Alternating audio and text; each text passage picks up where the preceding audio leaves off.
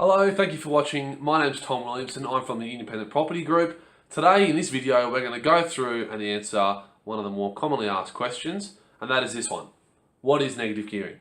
Now you might be familiar with negative gearing, you might have heard of the term, you're not exactly sure what it means, or maybe you've never heard of negative gearing. However, if you hope to be a property investor in the future, then this will be a crash course on what exactly is negative gearing and how that can be your friend. Now part 2 of this video is going to address the Labor Party's plans for the upcoming election to ban negative gearing on established properties. Now that'll be part 2 of this video, so stay tuned for the next video. However, firstly, let's jump in and let's explain what exactly negative gearing is.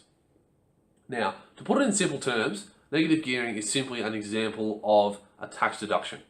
Now, negative gearing in particular is where a property investor is able to take the net loss which they derive from an investment property, and they're able to carry that loss over to their tax and remove it from their taxable income. So firstly, in order to understand negative gearing, we must of course understand what exactly is a tax deduction. So let's look at that first of all. Now let's suggest that we've got our investor is Charlie Brown. So Charlie Brown has a gross income of $100,000. Now, let's suggest that tomorrow Charlie Brown decides to be a pretty good bloke and he gives 50 grand to Oxford. Now, as we know, charitable donation is one example of a tax deduction in the same way that negative gearing is a tax deduction. So, in this instance, let's suggest that Charlie Brown would ordinarily be charged 50% income tax, simply to simplify the equation.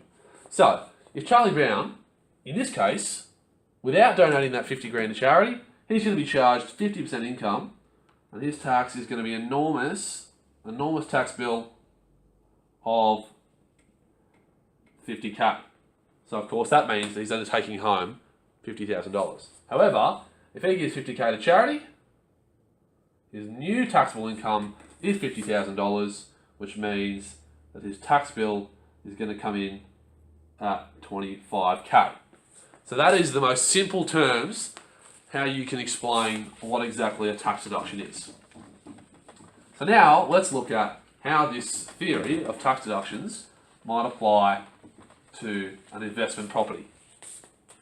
Let's suggest that Charlie Brown has an investment property, which is this one here. And it is a gorgeous 3-bedroom home in the suburbs. Now, let's suggest that Charlie Brown rents this property out for $400 per week. Now, in order to maintain this property, Charlie Brown has to, of course, pay for the mortgage costs because he's got a mortgage out on it, doesn't own it all outright. He's got to pay for the maintenance, he's got to pay for the rates, he's got to pay for the water and sewage, he's got to pay for an awful lot of things. So Charlie Brown has sat down with his accountant and worked out that each week, although he's bringing in $400 a week in rent, he in fact has to pay $600 per week in order to maintain it as an investment. So that of course means he has a weekly net loss of $200. So what does that mean? For him, if he's going to take a $200 net loss each week on this property, that of course means if there's 52 weeks in a year, he's going to lose $10,400 throughout the course of the year. So, this is where negative gearing comes into play. The tax office now recognises that Charlie Brown is losing out of his pocket $10,400. And to do him a favour, they're not going to tax him on that amount. So if we go back to Charlie Brown's income, we now know that rather than being taxed on this same 100k, he's now going to be charged his tax based on this new figure, now the negative gearing has come into play, of $99,600 because we've deducted that $10,400 as negative gearing. Now that of course means if he's taxed at 50%, which we said was the hypothetical figure, he'd then be saving somewhere in the region of $5,000 or $5,200 to be exact.